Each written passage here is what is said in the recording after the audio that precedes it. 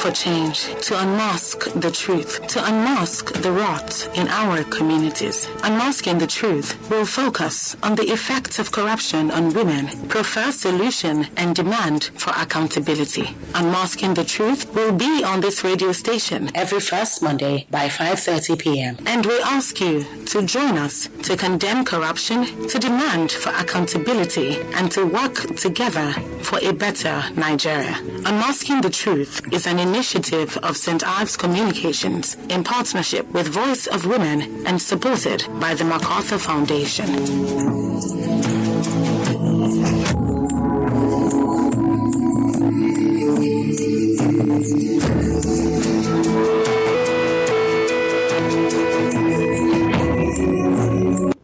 On this episode of Unmasking the Truth, this is a call for you to join us in the fight against corruption by empowering grassroots women to fight corruption. Grassroots women experience corruption in many areas, enrolling their children in public schools, high tax rates in the marketplace, and paying bribes to even partake in government-subsidized programs. As the 2023 general election draws near, grassroots women must be empowered to avoid them being used by politicians. Let's look at the case of the Ebenebe women of Anambra State. We must encourage our grassroots women not to allow politicians to sell their futures just for a stipend. My name is Esther Larabi. Unmasking the Truth is an initiative of St. Ives Communications in partnership with Voice of Women and supported by the MacArthur Foundation. Women in the community share their stories about how difficult it is to stand up and call out corrupt practices. Let's hear what they have to say. I applied for something and thinking that I'm going to get it. Unfortunately, because I don't have a backup, then I was unable to get it. They now weigh me down because I know that position I was supposed to be in the place to do the job. When you have a court verdict, even if at all something happens, they should be able to fight for it. And at the end of the day, no backup. My husband had a child outside wedlock, which is not supposed to be. We are not divorced legally. We are living under the same room and you abandoned us with the children, having another woman next to you, to the extent of you having a child, and you still have the God to tell it to my face that you had a child. I feel very dejected. Presently, I'm weak inside, but there's nothing I can do, so I take it as a fate, which is not supposed to be. Court are supposed to take actions, but they are not. When I went to meet a lawyer of mine, he said it's going to cost me. And me that I know myself that I'm not financially buoyant, I won't be able to push through because that word already created a friend. I face my children all alone. Corruption that affects me because if I work, based on say they're supposed to give me credit, mostly for school. Say as majority of us they read, they wake up all night, make sure we read to pass exam. Now so some they work their way through money till they buy their results. Don't understand. Person when they read, when they sleep, when they read, make sure say one pass the exam. And person when they buy results, and person when they buy the results, figure mark pass person when they read. Say it affects person that kind of way because I'm supposed to get mark pass person when they buy results, but person when they buy results, now can get mark pass me. I know makes sense. This corruption wahala is deep, so deep in our society, and it cuts across different areas of our life. My guest today is Adelanke Aremo, Senior Legal Advisor, Socio-Economic Rights and Accountability Project, SERAP. Good day, Adelanke. How are you doing today? I'm fine. Good morning, and thank you for having me here on this program. Thank you for joining us this morning. You're welcome. Yes. So you've heard these women narrate their problems of how badly corruption affects them in different areas. What are your takes on the plight of these women? Okay, I would begin by saying that it is a common knowledge that women and children are mostly the most vulnerable in the society, hence why they feel the brunt of corruption mostly as marginalized people. Women have been subjugated for the longest of time and not given equal treatment as men, either morally, socially, financially, and even politically. If you look at the political space today, how many women are contesting for, political position? So we're always the marginalized people in the society. Women in Africa are the foremost victims of inequality and exclusion, in part due to the embedded corruption. So numerous studies have shown that women are most affected by inequality, not because they represent the largest proportion of the people, but because corruption, worsen the existing inequalities. There are so many areas where women are being affected, and this includes, sexualizing employment roles, sexual extortion, unequal opportunities with men at workplace, increase in maternal mortality due to the poor funding of the health sector, and being out of school. If we visit the rural communities, we would realize that we have more girls being out of school than boys. And even UNESCO recently said that Nigeria has over 20 million cases of out-of-school children. And you would agree with me that it seems that the situation keeps worsening by the day. It is obvious that corruption stands in the way of women accessing basic public service. So my take on the plight of these women is that we are all affected as women. I am a woman. So it is a really sad situation, and I would want to encourage unnecessary stakeholders, be it private or public, that we should come together in order to rise to this situation and nip it by the bud. All right. Thank you so much, Adilanke, for that. Thank you for masking the truth with me this morning. Unmasking the Truth looks at the effects of corruption from the gender lens at the grassroots level. Let's go back to the streets and get more comments from these women on what they would do differently if they had the means and they know their rights. Like we had one of the women that said she went to the lawyer, but when she knows very well that she's not financially buoyant, so even if this lawyer starts telling her you need this and this or you have to do this, she doesn't have the means. Let's hear what these women have to say. tí mo bá ti rówó tówó tí mò ń tọ́jà mi dẹ̀ tó ń tẹ̀síwájú tó ń lọ tí mò ń jẹ tí mò ń mu tí mo dẹ̀ ń rèrè nínú ẹ̀ àbùṣe ti bùṣe nínú ayé mi ò lè sọ̀pọ́tì àwọn ìwà tí ò dáa. níwọ̀n ìgbà tí mo bá rẹ́ni tó máa ràn mí lọ́wọ́ lẹ́nu iṣẹ́ mi pàápàá jùlọ tó tẹ̀ wá fi owó kún owó fún mi tí mo fi ń ṣiṣẹ́ tíṣẹ́ mi dẹ̀ ti ń lọ déédéé kò ní nídìí kéèyàn tún ẹ̀ṣẹ̀ máa wá rìbá kan kiri kéèyàn mọ̀ nǹkan téèyàn ṣe kọ́lọ́run bá dẹ̀ ràn yàn lọ́wọ́ okòwò yẹn á máa lọ dáadáa. ṣé ẹ rí nǹkan tí ó lè gba ọmọ nàìjíríà yìí là ká lè fi lọ nínú ìyà nìkan tí wọ́n bá wà tọ́jà wà tí ìyàn rówó tajà bóyá wọ́n yá ìrìn lówó ní àbí kankan kò sí nǹkan tá a lè gbàgbé pé tó bá wa ṣe nàìjíríà tajà kówó wà ká rówó ṣòwò tẹ́tà bá rówó tajà ń sìn ṣé màá ní ebi pa fámìlì mi ebi ò ní pa ọ̀nà tá a lè gbà náà nìyẹn kò sí nǹkan mi láì sọ owó kò sí nǹkan mi ta lè ṣe láì tí fọkànbalẹ̀ kò sí nǹkan tó ọmọ nàìjíríà lè ṣe.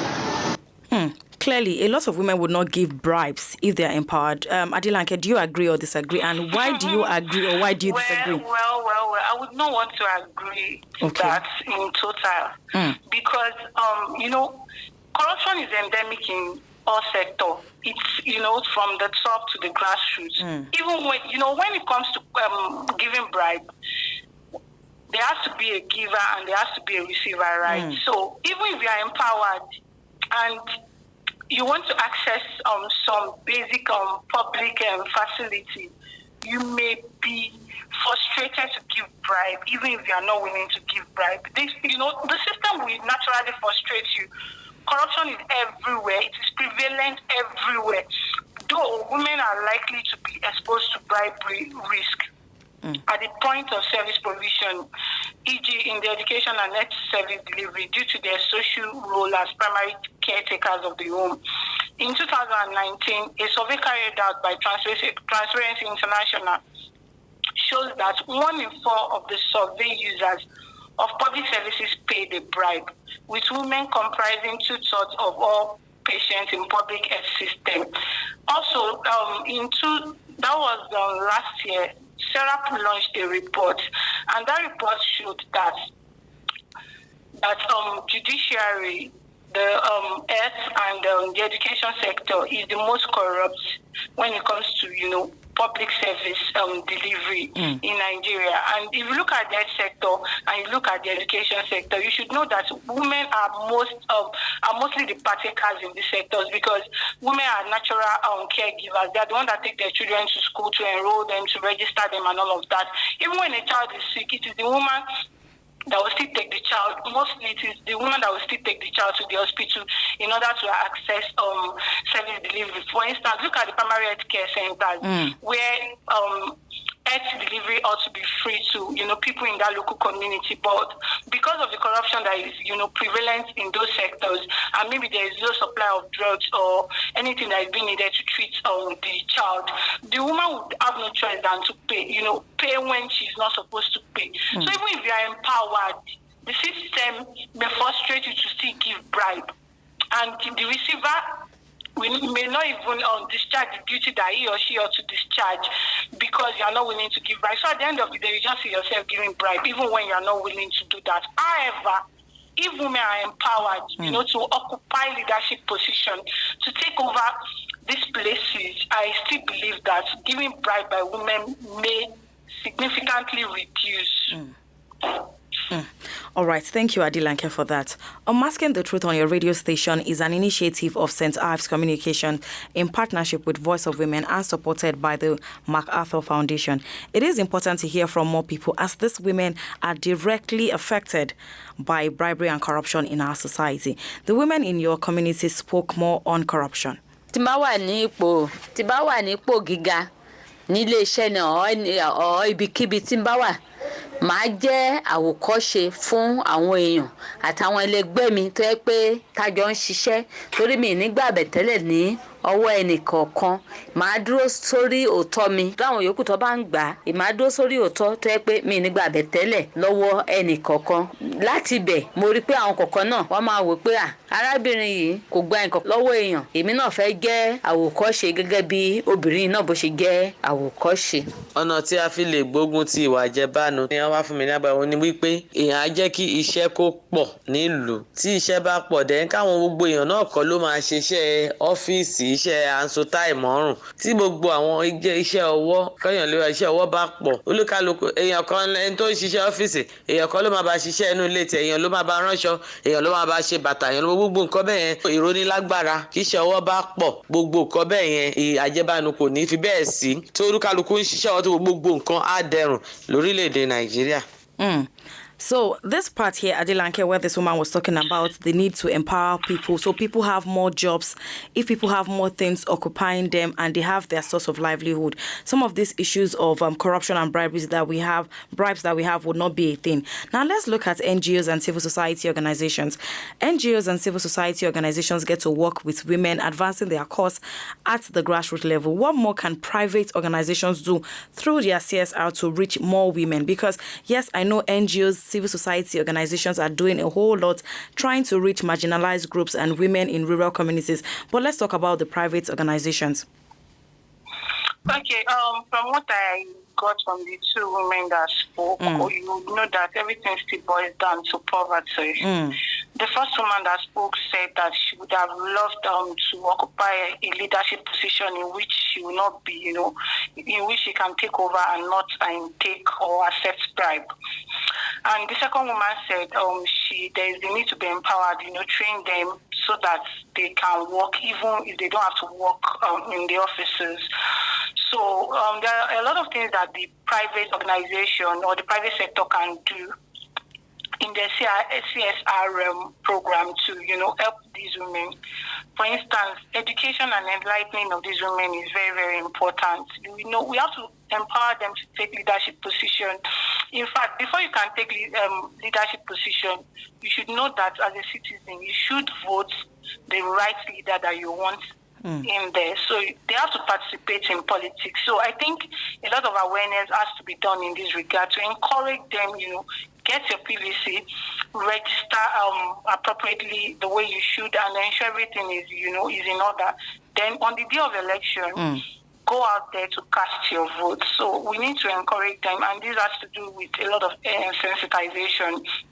I would also say that the private sector or corporate sector, as it may be, may help in construction of schools and hospitals, because from what survey that has been conducted so far, we see that women are mostly affected in this area. There is high rate of maternal mortality because our hospitals are in disarray, and if schools are being constructed and hospitals are well equipped, it will reduce the rate in which women have to suffer.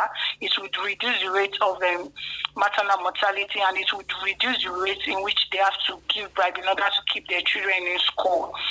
I would also want to say that entrepreneurship training for these women is very important for them to be empowered, be a boss, and provide for their family, and it would actually help them to have financial stability, and it would reduce the impact of corruption on them.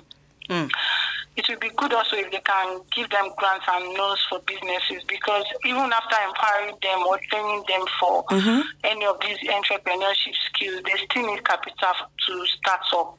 So, and so many at times, a lot of them have to stop at the training point after they've gotten the training and maybe issued the certificate, but they won't be able to kickstart what they've learned because of a lack of capital. And I would also want to say that financial donations to public service, though it has to be properly monitored, would also help these women in their access to public service delivery in order to improve these services, and the impact of corruption would invariably be reduced by virtue of that on these women being the marginalized people in the society. All right. Thank you so much, Adelanke. So taking a cue from what you mentioned, that some of these women, when they go for these trainings, by the time they get the certificate, they don't even have the capital to kick off what they've learned so far or implement it to generate revenue for themselves. Now, how well would you say that government-initiated empowerment schemes have helped women at the grassroots level, and how can we ensure that it's not just about putting these schemes together, that these women actually make something out of it, like a follow-up process, to see that these women are able to make something out of it for themselves? I would say that the government usually initiates empowerment schemes, though not often as much as they should do. But I'm aware of some empowerment schemes that go on, though, at the local government areas, different local government areas. You would see some women learning makeup, how to tie gele, catering, and all of that. So these women can benefit by being aware of these initiatives first. You cannot, benefit if you are not aware of these initiatives. Make sure that you are willing and ready to learn, and you must be ready to go all out to ensure that you are informed of these initiatives from time to time. You have to take a step. They won't come to your house to inform you, but make sure you make inquiry, talk to people, know when these initiatives are being conducted so that you would benefit. And they should ensure that they make themselves available and put in whatever it is being taught into practice. So on the part of startup and empowering them to establish whatever they've learned, after they've learned it, I would want to encourage or perhaps plead with the government to establish these women after such empowerment schemes, as most of them do not put into use what they've learned due to lack of capital, and to start up in order to start up the business. So to what end will such training be if these women are not empowered? It will look like a waste of time and resources on the part of the government, and it will also look like a waste of time on the part of the women. So I would want to plead with the government to please empower these women by starting these businesses for them after they've learned it. Okay. All right. So Adelanke, still on empowering grassroots women to fight corruption. So there is the part where we need to arm these women with information when things are happening. They say when you see something, say something. But I might see something if I don't know where to go to or who to say what to. It might just be there and nothing will be done about it. So let's talk about the need to sensitize these women on offices, places you need to go to when you see things. For example, I happen to be a victim of some kind of corruption, and I know a particular office. I know when I get there and I state my plight, though it has happened to me already, measures will be put in place so it doesn't happen to another person or they nip it in the bud. So let's talk about arming these women with the information that they need. I would want to say that the media, the media is a very powerful tool, whether the contemporary media or the social media. So it's, I would want to plead with the media, the broadcasting station, and maybe social media handlers and local radio stations, because majority of these women in question, the women we are talking about, they are mostly illiterate and they are not learned. So they may help to communicate any of these initiatives or any organization that, is known for helping these women whenever they are in trouble. they can help us put it out there so that people will be aware of what they do. Because if we tell these women to go to their websites or maybe visit their office or check their social media, and they may not even know what we are talking about. These women we are talking about, most of them do not even have phones that they could use to access the internet. So the local radio stations that broadcast messages in the indigenous languages, they can help to disseminate this information. Please talk about all these NGOs that provide help for women during that suffered domestic violence. We have the DSVLT in Lagos State, and it is well known for that. So you can help us put it out there, let these women know that, okay, there's an organization that can actually give help to your profile solution, or even legal advice, something as little as legal advice, or help to remedy your situation when you go through domestic violence and all of that. And then civil society organizations too, through the sensitization program that they do. There are some civil society organizations that go out there to enlighten the people generally, not only women, by giving them flyers, that pertains to their mode of operation and what they do. And all. So I would encourage, civil societies organizations to do more of that, disseminate information. It could be through printing of flyers in indigenous languages, so that these women can be aware of their rights and what they can do to get information, or where to run to when there's a problem. So I would say that the media and civil society organization have a role to play in order to discharge this duty. All right. Thank you so much, Adilanke Aremo, Senior Legal Advisor, Social, Economic Rights and Accountability Project Serap. Thank you for masking the truth on corruption as it affects grassroots women with me today. Thank you so much. Thank you for having me. Yes. Bye. Do have a wonderful day. And you too. All right. There you have it from Adilanke Aremo. Grassroots women face corruption in their everyday lives in the markets. You go to the health centers, corruption is everywhere. You go to the schools to enroll the children, there is corruption everywhere, and these women face it every single day. But what we're saying now is that with the right information and economic empowerment, these women will be armed to fight corruption. Now, this is a call to you for you to join us to empower every woman in your community. Yes, you might think, I don't have the means. You can start from somewhere. It might just be the information you give her. It might just be that scheme, that vocational scheme or training, you're telling her where it is happening, or you are able to support her when she's done with it. Something like that. You can start from somewhere. You're giving women a voice against corruption, and the ripple effect is going to show in our society and in our nation as a whole. If you have a story on corruption in your community, if you see something, say something. So if you've seen something and you would like us to talk about it, please share send us a text or WhatsApp on 070-317-56537. 070-317-56537. Unmasking the Truth on Effects of Corruption from the Gender Lens is an initiative of St. Ives Communications in partnership with Voice of Women and supported by the MacArthur Foundation. Big thank you to the producer Omozele Omoren and executive producer Tom Okewale Shonaya. I am Esther Alaribe. If you have been sexually abused, please contact a sexual assault referral center near you and speak up against corruption. Good day. WFM 91.7